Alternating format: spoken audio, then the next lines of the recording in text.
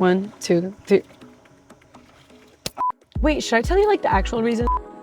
What was I talking about? My name is Mojie, which is a Persian name. It means good news in Farsi, but everyone calls me Mojie. And I'm originally from Iran, like the Kurdish part of Iran, which is like north of Iran, because there's a lot of different ethnicities in Iran. And then when I was 5 years old, I moved to Ireland. So I grew up there. I was there for 15 years. And then I immigrated to Canada in 2017, and now I'm based there. I'm currently a DJ, and I'm like doing production, but mostly I'm doing collaborations right now because I've been DJing for 3 years. So I'm still like learning. You know, it's like when you pick up an art and a canvas and a paintbrush and you start painting, it takes time to realize like who you are as an artist and what you want to share with the world. So I'm not like rushing to, you know, like I should put music out because I need to put music out. So I'm just taking my time, and when something really feels authentic to me, I'm gonna share it. And in the meantime, I'm gonna just keep learning. Yeah.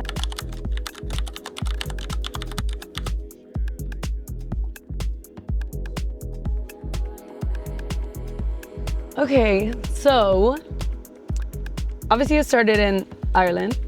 Actually, well, from the moment I was born, I came out of the womb dancing. It all comes back to like a point. So basically in 2016, I lost my mom. And from there, I was always into raving, but after that, my raving kind of turned into a little bit of like escapism because I didn't like deal with the emotions. So every time I was party, I was kind of just like gone, But music was always there for me. It was like where I felt the most like safe and where I felt the most like everything's okay, you know?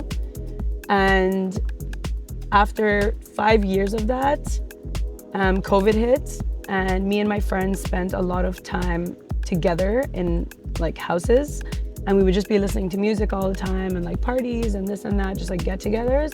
And during that time is when I was just like, I just got so close to the music, and it was just like healing me. So every time like music would be playing, and I remember how many times I would have these like really crazy thoughts, or like I would go back to a feeling that I didn't even know existed anymore, and I would sit with it and I would cry with it, or I would like talk about it with my friends, because all we had was time. All we had was time and each other. So it was just like such a beautiful time. And during that time I was like, I think I want to be a DJ. And everywhere I went, like my friends were like, I was on the aux cord.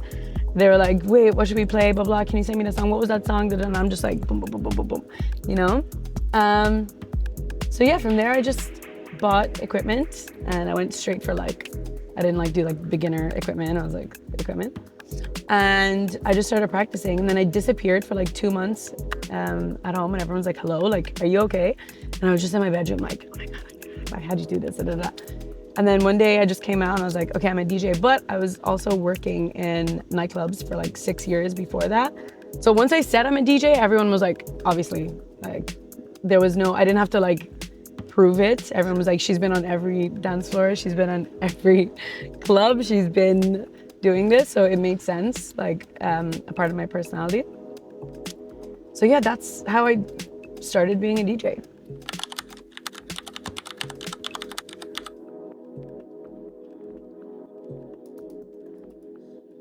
So obviously it started as like, in Ireland, I was like Hot Since 82, Amni Edge, but then I also had like a little bit of like my EDM side. So I was like, oh, Steve Aoki, you know, Calvin Harris and Tiesto and all of that. Because when you have a lot of energy, you can like do that.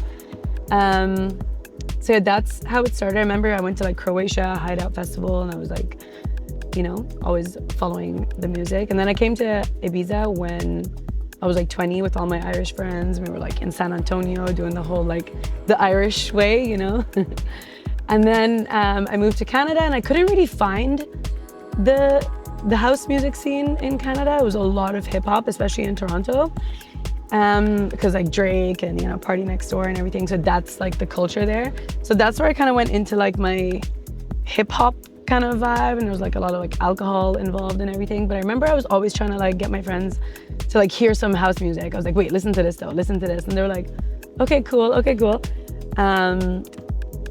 But then during COVID 2021, I met this group of friends, and they had been to like Burning Man like a bunch of times and everything, and they would have these like cute get-togethers that were kind of like Burning Man vibe, like everyone, like you were just giving love the whole time, you know?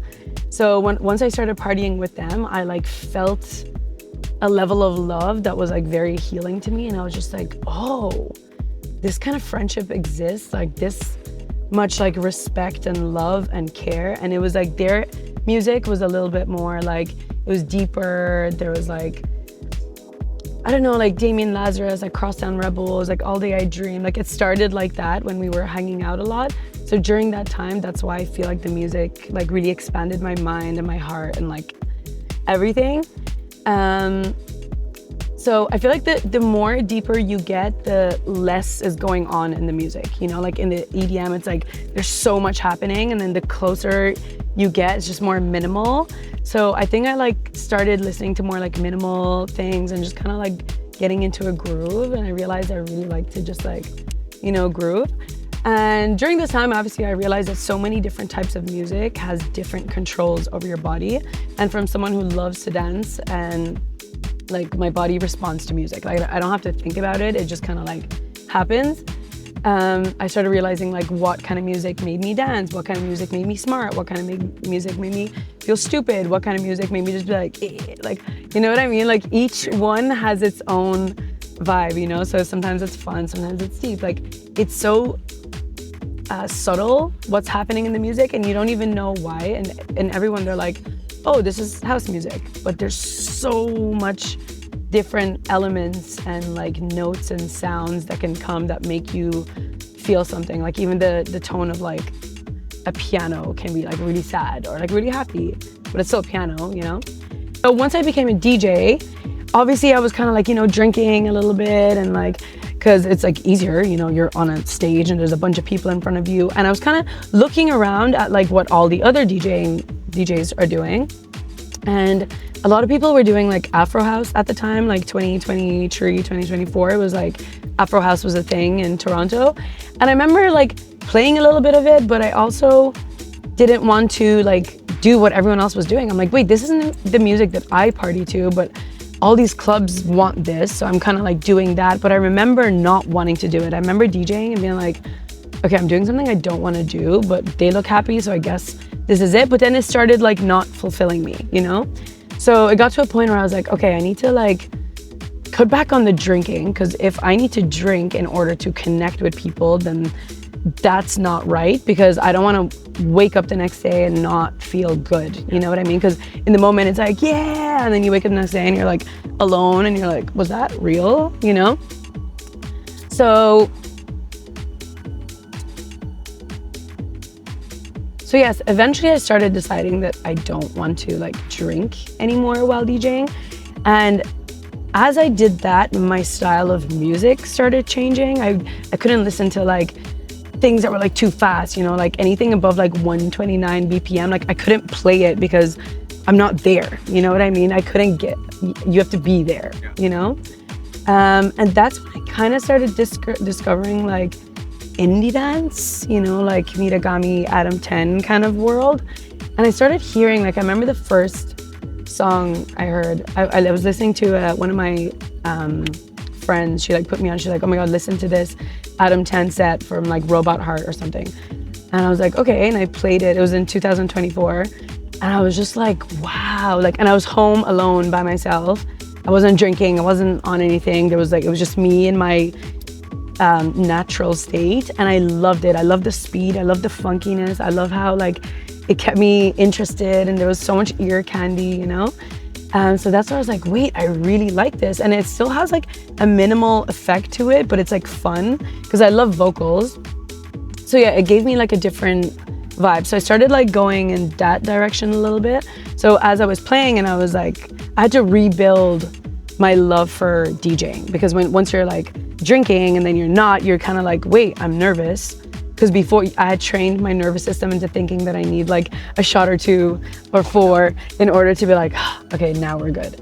You know, so I had to like rebuild that, and also being in the room where everyone else is like on a level, I had to learn how to be there too and not be on their level, but still understand the level, which I also think this is all a part of my journey, because I've learned, because I came from the dance floor. I literally was on the dance floor and I was like, wow, you know, so I've been there. I've been like, you know the experience. Yeah, I know the experience. Like I didn't just come into this like I want to, you know, it came straight from, I experienced it.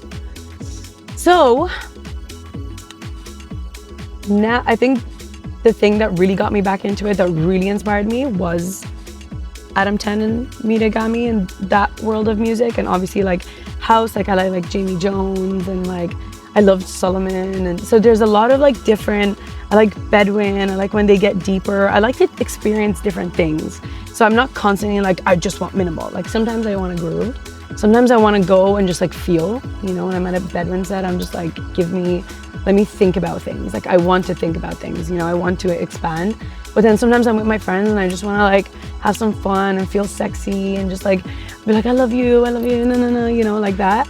So yeah, but then when I'm at home by myself, I'll listen to like organic house, because that really like is expansive. It helps me make good decisions, and I'm a little bit like hyperactive. And so is my mind. It like I think about like 10 things at the same time. So it helps me like think in a linear way, because with all my thoughts are like and then I listen to organic house and it's like yes, exactly. So yeah, that's my influence of music. But my friends my Burning Man friends, well, they're not Burning Man friends. I've never been to Burning Man, but they have been. But they introduced the way they party is that culture, you know. So it's like everyone cares about each other. Everyone is like giving and receiving, and it's like very beautiful. And everyone's cleaning up after themselves. And we have little like themes. Everyone's in pink, and then next minute everyone's in leopard print. So I learned a lot from them, because they were like, it was my friends, and there's a big Persian community. There's obviously different ethnicity there too, but it's like mostly Persian. So yeah, being with them, I was just like, wow. So my friends, I was inspired by my friends, basically.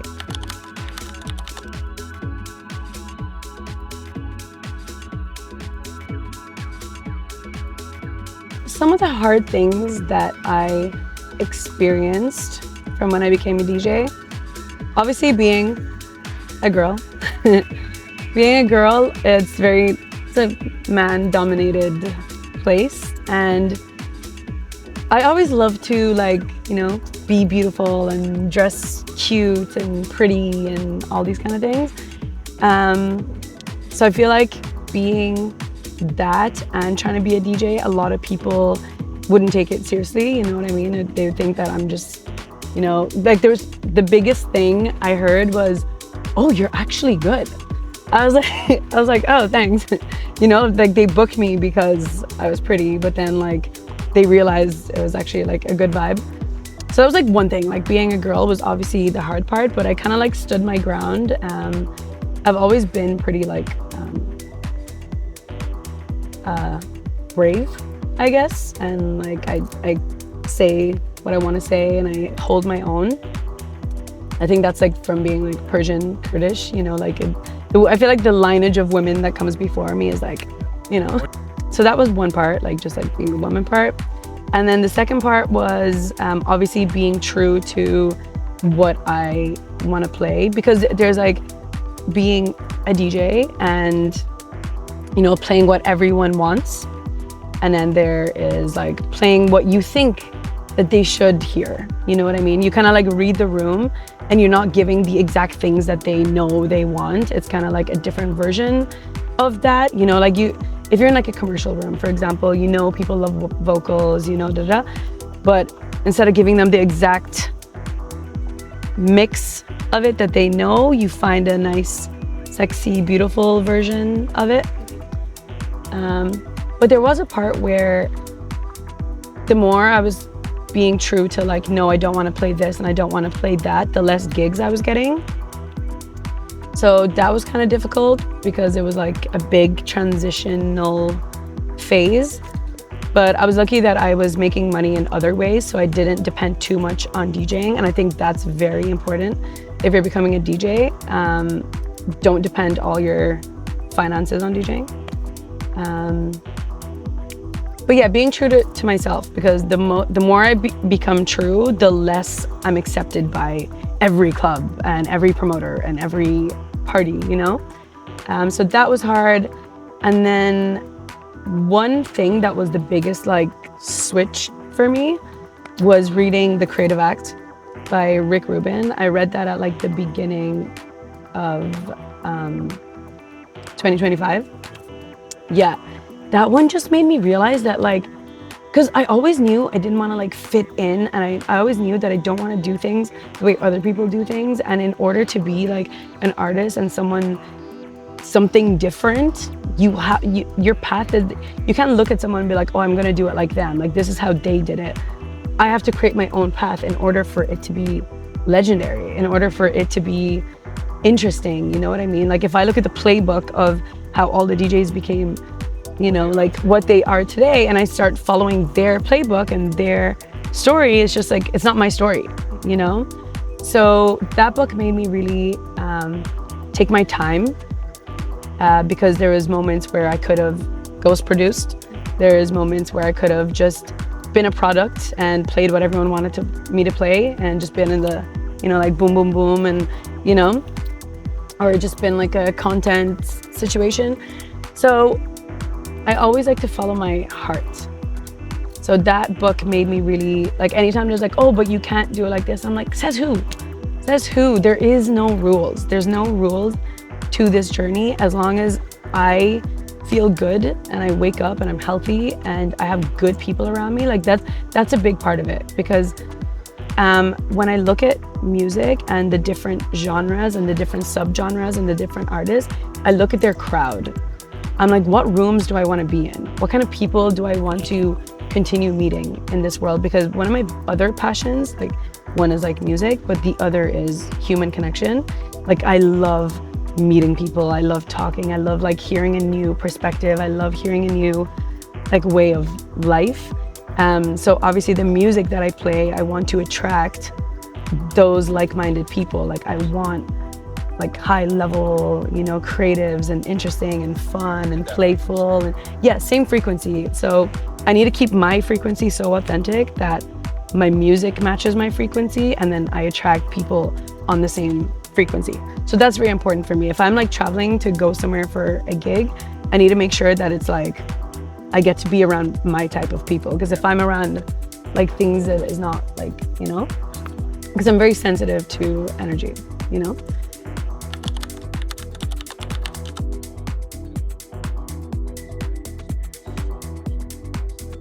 So many different backgrounds of music. The way I like prep, like I don't even really prep when I go. So like, let's say for example, I'm closing or opening for a specific DJ. Obviously they have a vibe and they have their crowd and their audience.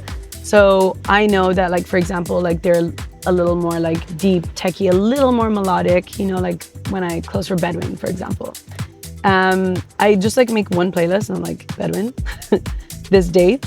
And then I just put a bunch of like songs that I'm like, I would love to play this. Like, this is what I want to hear when I'm like in that kind of flow and that type of energy, but that still complements my style. Because obviously I'm not going to like, everywhere I go, it's going to be completely different. Like, no matter what energy I put out, it's still me. Because I don't want to like copy and just like kind of mold into every situation, because you need to have your own identity no matter where you go.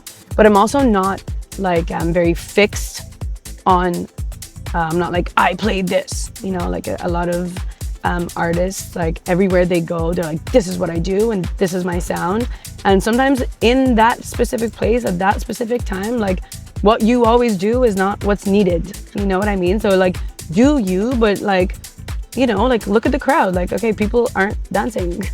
So like, how do we get them dancing? What like elements do we need here? What like flow do we need here? So for me, I just can constantly keep finding music that I love, that moves me, and then I just put them like into my USB, and then when I go to a gig, I read the room. So even if I'm like, I always like to go earlier, you know, if I DJ at a certain time, I like to go earlier to see what the DJ before is doing and how the crowd is reacting, and I read the crowd, and from the tracks that they're playing, I'm like, okay, they don't really like this. Okay, they really like that. Oh, they respond to this. Okay, cool, I know what to do. So then I go in, and then it always takes like 2 or 3 tracks to like, you know, get into the flow, and then I realize, and then once I get the crowd connection, because that's like the most beautiful time for me is when the crowd and I connect and we're like together on a journey. And obviously the stages that I like to play for most is when people are there for music and music only. Obviously I've played in like, you know, beach clubs and like commercial and this and that and blah, blah. I've been like in all different places, but the places that fulfill me the most is when it's like me, music, them, and they're like, what's next? And I'm like, I got you. And then we're just like going together and we're dancing together. Like that's what brings me to life. Like when I think of my top gigs ever, like there's obviously like way bigger ones and everything, but like the Bedouin crowd was one of my favorite crowds. My Damien Lazarus in Toronto, I closed for him. That was like the most fulfilling gig that I've ever had, because everyone is just so there for the music. So yeah, playing to that type of energy is like very amazing for me. But yeah, I don't prep. I mean, like I prep. You have an idea, but I go off energy. I walk into the room and I'm like, what does the room need? And I know that I have so many different vibes that can go with what is needed, which is, because sometimes I had like imposter syndrome, you know what I mean? Like I'm like, am I ever gonna be like that good? Like I don't even know how to produce right now. Like, I don't know, like, do I belong in this? Like by the time I get to where all the big people are, it's gonna be like 10 years down the line, you know? But as I was like DJing and as I'm connecting, I realized that like I got a lot of good feedback, like constantly good feedback coming in.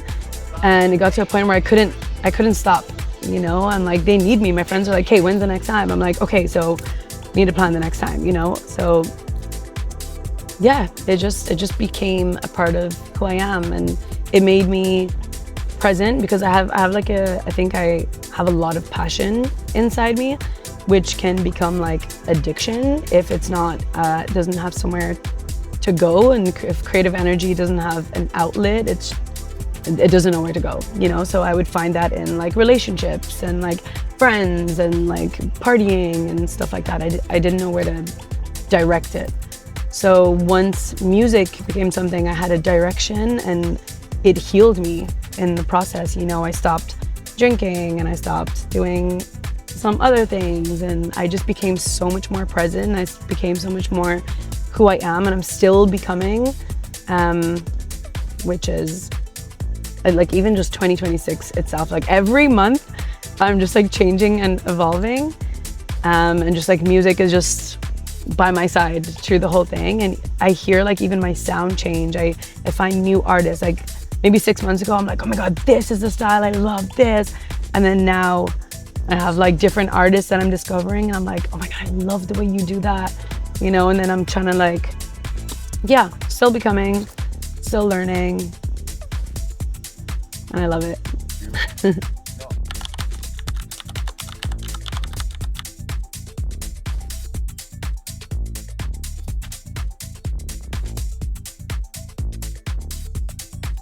So the way that I keep like faith during all this industry, because it's a lot of noise, it's very loud, it's very fast paced,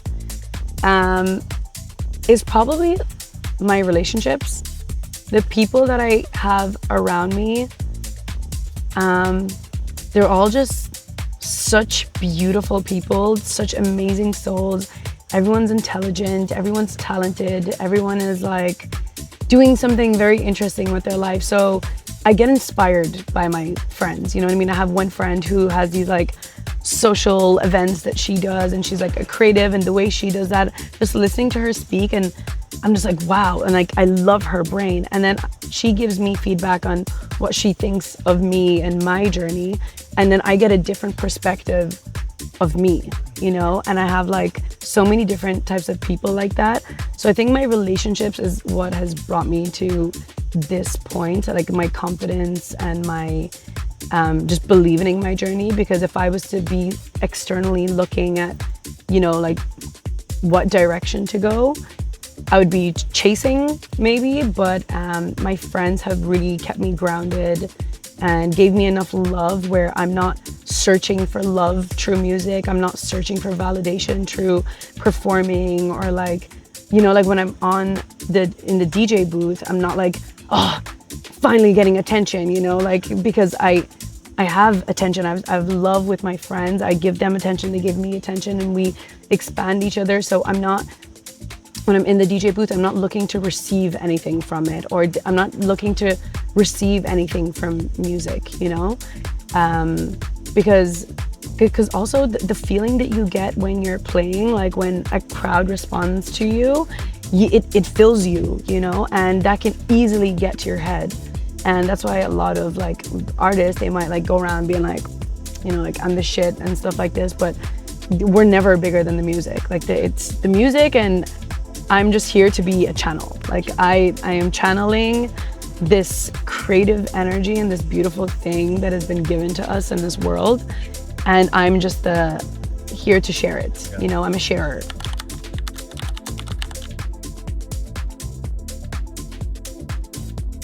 So another book that I read was, because obviously I have like all this creative energy and blah, blah, blah, and I'm like deep in everything. And there was a lot of times where I was very confused, because I'm like, does everyone else feel this deeply? Like, am I crazy? Like, is there something wrong with me? Like, why am I like this, you know? Because sometimes I would share some things and people are just like, what? Like, what are you talking about? And I'm like, okay, I guess it's just me, you know? So I started reading this book, Becoming Supernatural by Joe Dispenza. And that made me realize that there's this like higher intelligence of energy and source that we can connect to, and through like meditation and just like being with self. And before reading that book, I was very like outwards with my energy, and I was just kind of like looking for people to fulfill the questions, and looking for situations and experiences. And I would go to different countries. I'm like, oh, where do I belong? Like, where's that thing that's gonna make me like click? Like where? And I'm kind of like looking for it. And once I started reading this book, I realized it's all in here. So I started spending more time alone, and I started spending more time breathing, and I started spending more time going inwards and meditating, like just putting on like, I don't know, the guided meditations, and laying there and realizing that it takes me like 30 minutes of like fidgeting to actually be able to even just be present with it.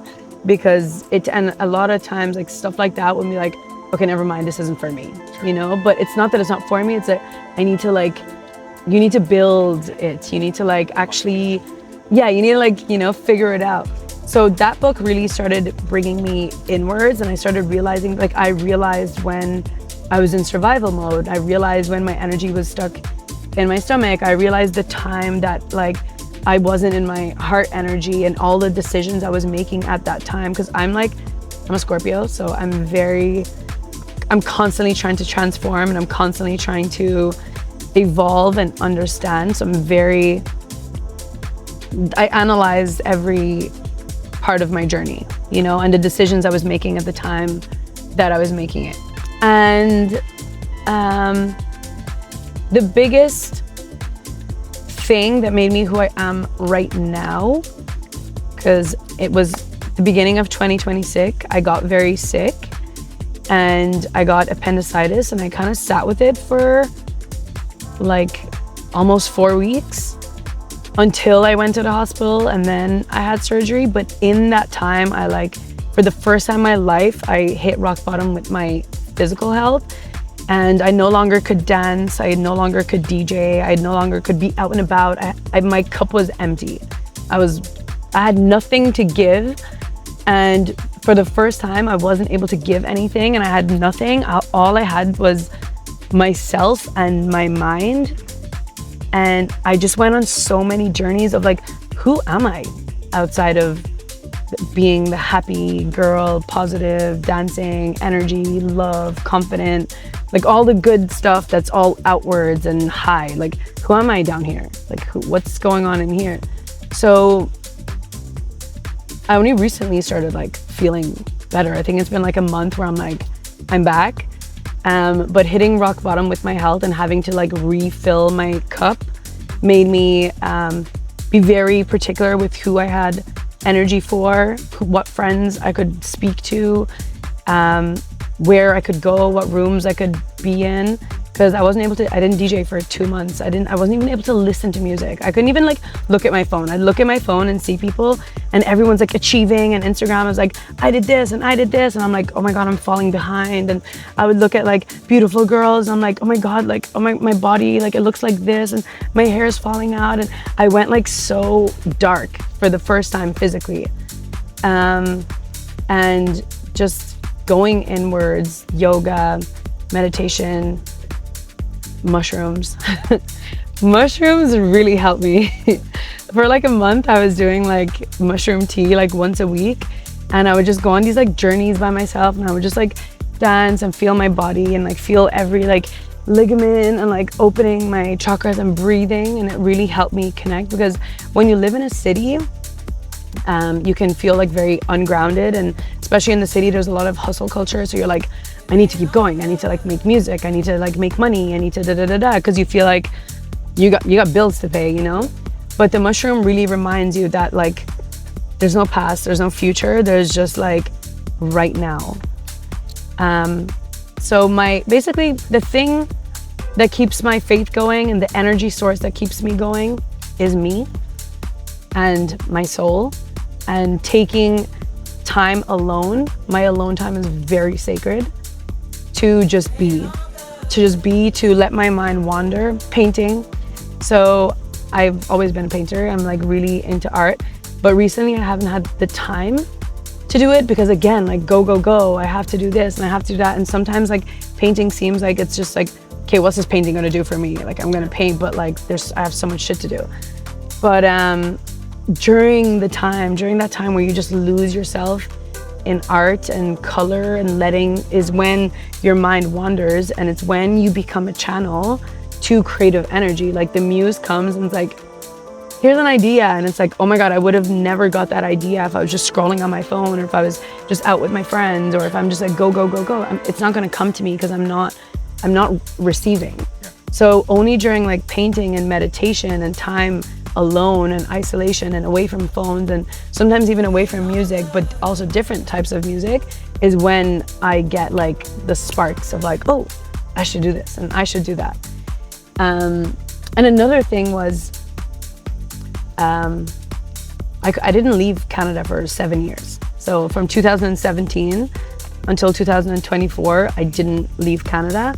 So I was very like, I had been built into like that was the world. Like that was the world that I thought existed, and every decision and every way of seeing and believing and thoughts and everything was from what I was surrounded by. And then once I started traveling, I started like hearing different types of music and different types of people and different cultures and different everything. And I'm a very like adaptable person. So like I went to Costa Rica for the first time, and I'm like, okay, in Toronto I'm always rushing.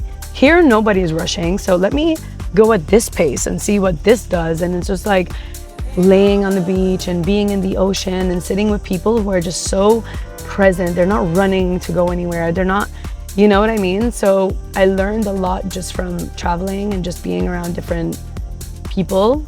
I got addicted to traveling, you know?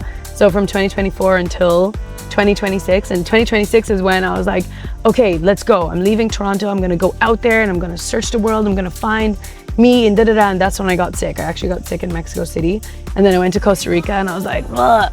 And it just, all that like, I'm done with Toronto brought me back to Toronto, to my family, to my friends, to the place that made me who I am. But I took everything that I learned back with me, and now for the first time I actually love Toronto. Like I don't hate it. Like it's the place who made me, and it with all the most beautiful people. So going out, like even like anytime something becomes too much, the universe is just like, come back here. You know what I mean? Every time I'm like too outwards with my energy, it's like, okay, I'm gonna take all your energy away and just, you're gonna have nothing, and then let's see what you're gonna do there. Or it's like, every time I'm like, okay, I'm gonna go to different countries, like, okay, you're leaving too much, you have to go back home. You're gonna get sick. Like, I don't know, it's like I have this like relationship with the universe where we're on, I don't know, we're on a journey. We're on this, like, I have a purpose, but it's very hard to explain, because a lot of people will be like, what's the strategy? Like, what's the plan? Like, what are you doing? Like, what's your next move? And I'm like, I don't know, whatever feels right, like whatever brings me to life, whatever sparks me, you know? So that's just the way I move about life. I listen to my intuition, I listen to my heart. I notice what kind of people I like being around. I notice what rooms I like being around, because I'm so in tune with my own energy through like spending so much time alone, through yoga, meditation, all these things, that anywhere I go, I can tell when I shut down. I can tell when I start holding back on, you know, like different parts of me, because I know I can't be with these people and blah, blah, blah. So the more I tune in, the more like my reality shapes itself to me. And I keep on meeting such sick people, like even you, for example, like meeting you and this, it's been such a natural, like, how did it happen? Do we even remember? Do we remember the meeting point or blah, blah, blah? Like, I don't know, one day you knew, and then we have mutual friends and we love the same people, and now we're here. Yeah.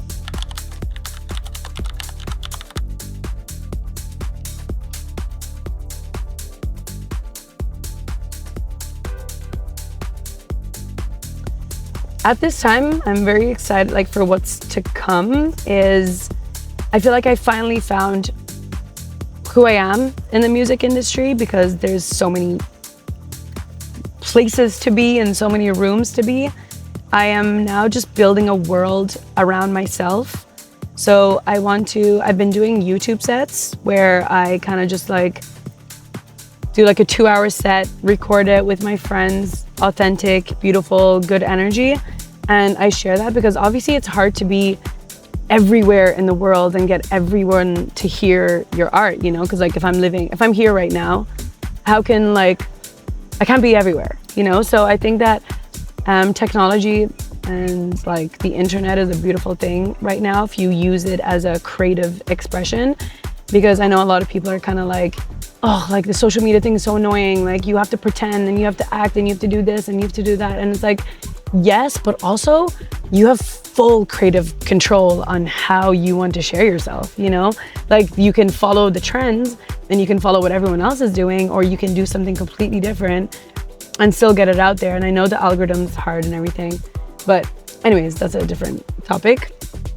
So I think I want to focus on YouTube sets more, because I like that, like one of my best ones has like 500K right now, and that's so beautiful. Like 500,000 people watched me play in a random studio in Toronto, and they love it, and they comment, they're like, oh my God, I listen to this all the time. And I meet people and they're like, oh my God, I was listening to your set. Oh my God, I was like, my friend was like, oh, I was getting a facial the other day and this person was playing your set. Like, I love it.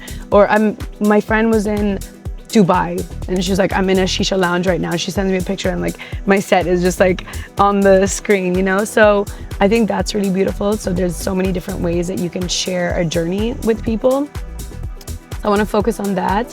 And I want to also focus on like having more events as well, because I don't like to move around too much. Like I think having a home is very important to me, especially like as a woman, and I'm 29, I'm gonna be 30 soon. Like I've did the whole like going here and then 2 days later going here and then 4 days later going here. I get exhausted. Like it's not met my circadian rhythm is like gets like out of balance, you know? So I want to create more of a world around myself with like events and YouTube set, and also creating music. I'm doing a lot of collaborations right now as I work on my own productions. I know that my technical skills are not like where they need to be, but it's been like a year and a half where I'm like, I've like been using Ableton, and I have a lot of things that I've been making and that I love, that I play with my friends, and they're like, can you just put this out right now? And I'm like, just wait. But I love collaborating. Like I love putting my creative energy with other creative energies, or like people who are very technically talented. You know, like I have like some friends, they're just like, like you say one thing and they're just like on it and they make it like beautiful. Because that takes time. That takes a lot of time, like compressors and this and that and all the technical things. It takes time. And I can spend 2 days without sleeping in a studio, but spending an hour straight on a computer and focusing is not my strength, you know?